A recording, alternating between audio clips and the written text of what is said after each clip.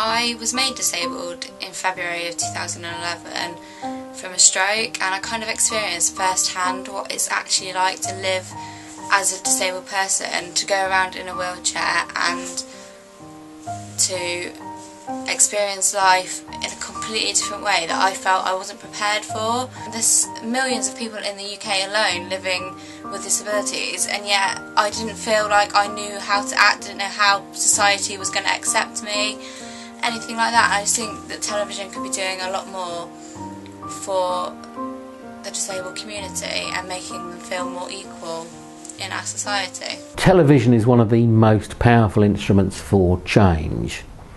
And equally that's possibly why it is the worst thing on earth, because it is the most powerful tool for change, but it really has no desire to deliver on that. I started this project to challenge the representation of disabilities in the media, to find out what representations did exist and how they affected people with disabilities. This is Richard Sunmer. Like me, he's a stroke survivor. He believes that television can make you feel more comfortable with your disability, but he doesn't believe that television can show what it's like to live with a disability. I think they can only depict people sympathetically who are disabled.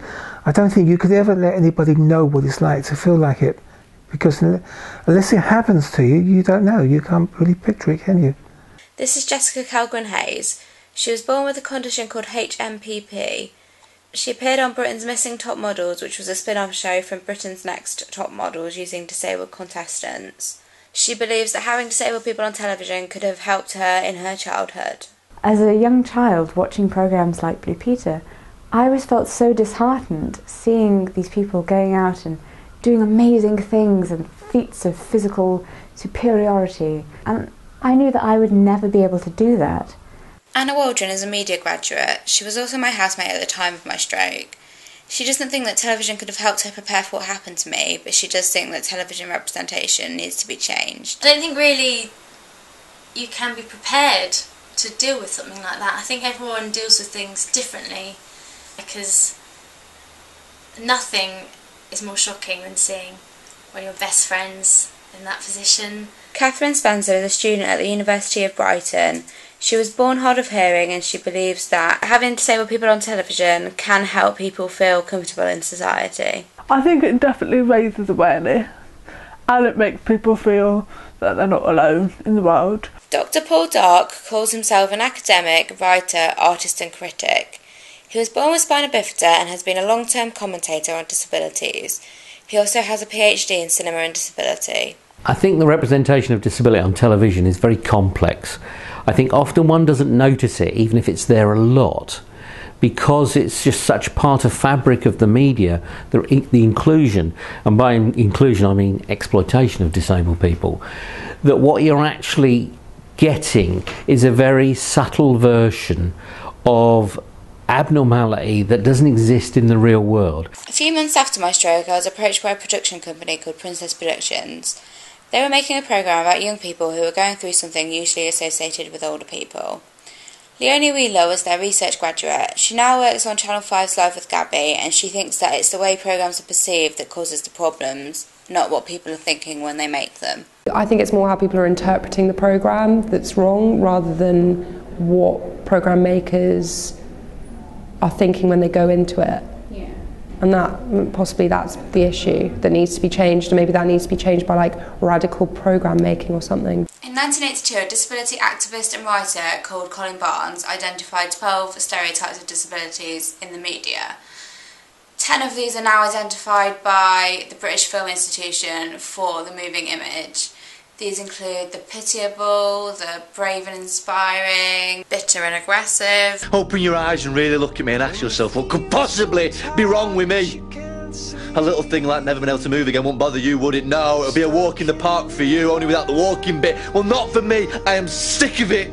I'm sick of it already, and it's only just started. The incapable of relationships. Woman love that. The Undateables, Tuesday the 3rd of April on 4. And of course, the butt of jokes. There's this notion of, you know, this list that's listed everywhere, and that's true, But when it comes down to it, there's two stereotypes: the good cripple and the bad cripple. Those who are worthy of help and those who aren't worthy of help. We get, on the one hand, the kind of poor, disabled person with that sweet, sweet soul who's so lovely and honest and dies really quietly while everyone else looks on thinking, oh, they're so wonderful. And then on the other hand, you get that angry disabled person in the wheelchair who'll kind of jam into your legs. And I have to say, I do find that people in real life will go towards one of those two extremes if they're not particularly confident within their own disability. If they don't feel comfortable, then they will conform to these stereotypes, and the media representation is really just taking things one step further. I just feel a bit like television should be making people feel comfortable. So, you know, you walk down a street and you walk past a lot of people who have different impairments. They might have a wheelchair, they might have a walking frame, a walking stick, or they might have an invisible disability. And I just think that television and in real life, it shouldn't be something that shocks you. It should be something that you just go, oh, you know, someone else, like, not even bat an eyelid. But as it is at the moment, it still shocks people when there's someone with a disability on TV, and on the street you still get stared at. And I think television does have a responsibility to make people go, okay, that person's different, that doesn't matter, I'll just carry on with my day like they're carrying on with theirs. Some disabled people aren't very nice, so I don't have a problem with them being shown as not very nice. Some are heroic angels and showing us that. But what we miss is the bit in the middle, which is the kind of banality of human existence that most of us live in. When this first happened to me, I guess I felt quite betrayed by the media.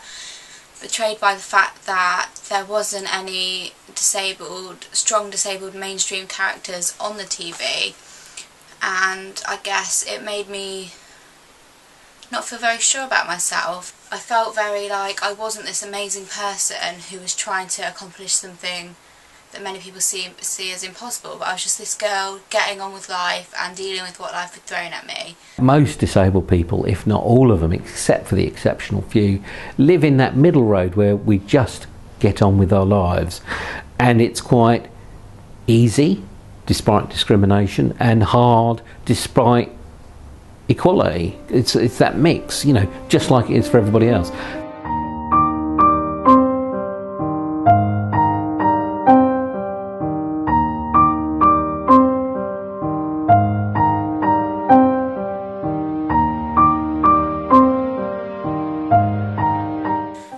There should be programmes where a girl is just a student and her disability comes second. I don't see why, as is the case with so many, the disability is first. But then I guess, how would we raise awareness if the disabilities weren't highlighted? Maybe the issue, as I discussed earlier, is that they're always looking for the extreme. So that's when people start to lose perspective a bit and think that things can only be the extreme. If you kind of were to take someone like, you know, your average Joe from the street who's sadly had an illness and it's made them unable to walk, and then kind of show them doing a marathon or something, I think that's great, because it's showing, you know, that they've had this struggle and they've got over it and they've done all they can to do everything they want to do. I decided, whatever reason, I wanted to run a marathon when I am able to. I've never ran for anything in my life. I refused to run for buses before this happened to me, so why would I then decide to run a marathon?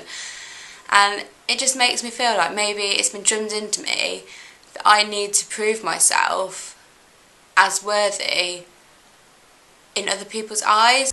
To be honest, I am a little sick of seeing disabled people doing amazing things. Because occasionally, like, having a bath some days is my amazing thing. I feel I should get an award for getting out of bed some days. And yet no, unless I've gone and trekked to the Andes and jumped over 50,000 hurdles and beaten everyone else, I'm not good enough. I think that's a terrible fallback on real life. I know we were trying to change that a little bit by having young people, because young people definitely deal with those kind of, you know, debilitating conditions in completely different ways to an adult would. And we found that, you know, we had a documentary that went out, this girl had all these burns, she had like severe burns, and it was just, it's always so interesting to see someone go through a journey when it's tough enough, like going to university or something, it's tough enough as it is without having that as well. We need to be rewarded for our effort rather than have our achievements measured against those who are more able. In my short experience of living with a disability, I have been approached by a couple of producers, and neither of them have been interested in me doing anything extraordinary. They just wanted to film me going to university, being with my friends, doing my physio, and just doing things that I do on a day-to-day basis. Now, incredibly, 150,000 people in the UK will suffer a stroke every year. But it's not just older people who are affected. Becky Cobb suffered a severe stroke on her way to work at the age of just 21. At first, doctors thought she might never recover. But determined Becky has astounded everyone with her progress. A warm welcome to you, Becky. Thank you so much for coming on.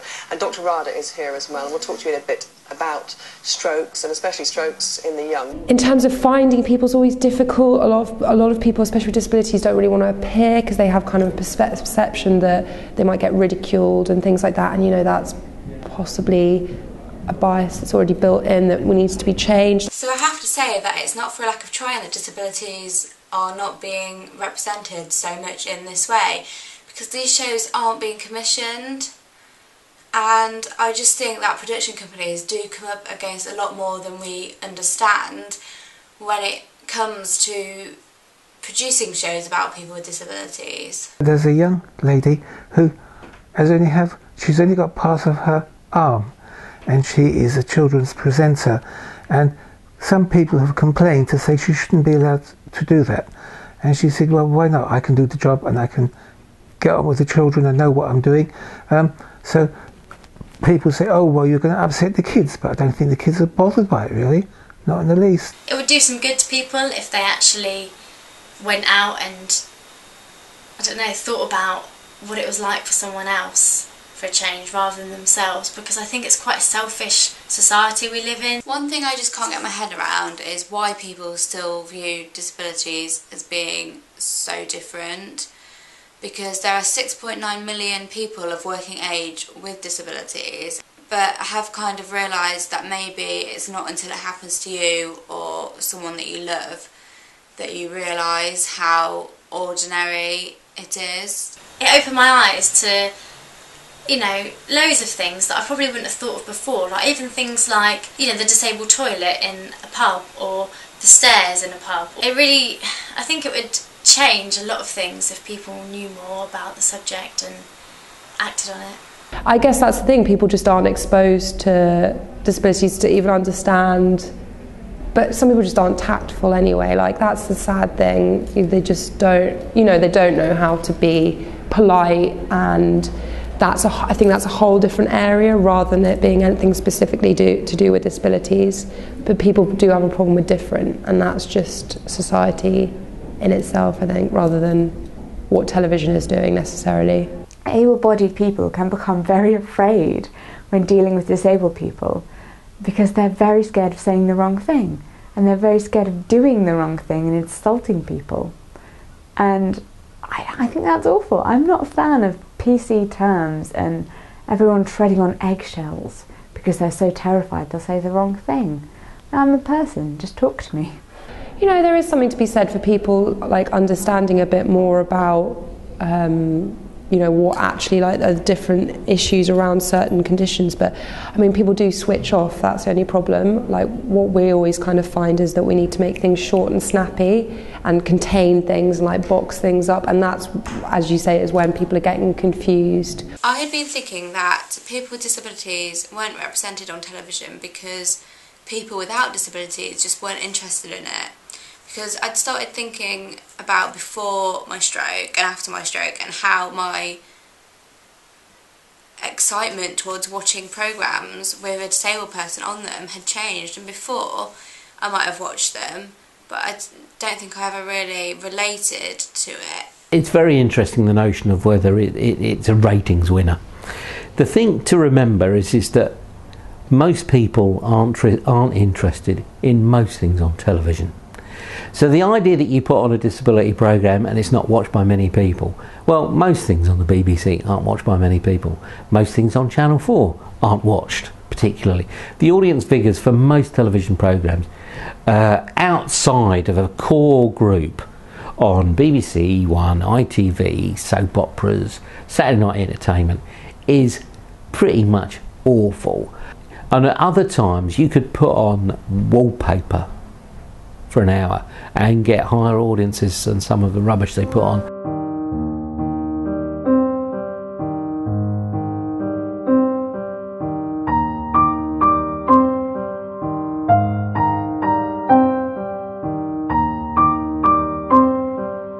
I know how amazing it feels when you finally think, there's something I'm similar to, there's something I can relate to, even if it's not the same disability as I have. There are programmes that make me go, okay, I really understand what that person's going through now, because I'm going through it in a slightly different way.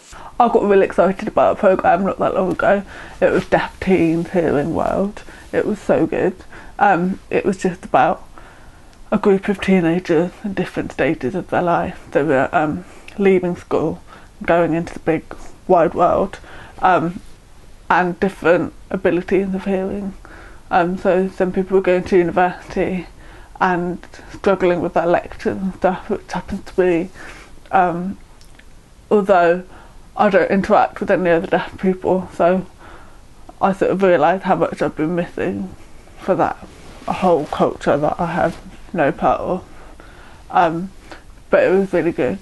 It was the first time I've ever felt like represented on television. I think it would be incredibly useful if representations could be more kind of pluralistic in their representation, to enable people to see the ordinariness of difference and disability. Yeah, I think I like to show people, look, I'm okay, I can get along all right. I would like to see disability represented on television in a less shocking, in your face, oh my god, the girl with 5 arms type of way, and more, oh look, 5-armed girl is part of romantic drama based around a couple who are really ghosts from another world.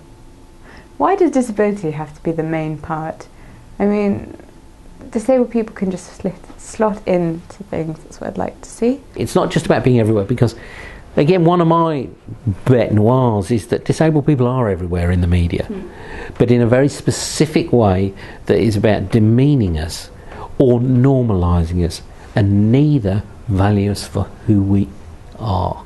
When I started this project, I really thought that by the end of it I would be able to suggest a way to represent disabilities that would be a bit more beneficial to society, and I don't really think I've got that far with my research. I think that everyone that I've been in contact with, their ideas of disability and how they should or shouldn't be represented are totally different. And even the stereotypes, some stereotypes, whilst they really damage some people, other people think they're brilliant. And I just think it's very, very difficult to highlight how people with disabilities want to be represented. I think it maybe does go back to school education and the fact that if people were more educated, the programmes that are made might be watched a bit differently, because at the moment, even when shows are quite good representations of disabilities, or they challenge a social stigma of disability, they are getting kind of ridiculed, I guess. And I do think it goes back to the fact that people don't have an understanding of it, and people don't really think about what they're saying. I mean, some people aren't that strong, and I know I've felt that watching the Undateables, and there's been comments about what people have thought about it on Twitter, and it absolutely devastates me that society is still in that place where they think it's right, or maybe not think it's right, but they think it's acceptable acceptable to call all these disabled people whatever they want and think that it's comedy when actually it's not. And you know, that's really someone's life, and I just think if people were educated more about it in school, then the way that people watch television might be a little different, and we might be able to get somewhere with understanding of disability.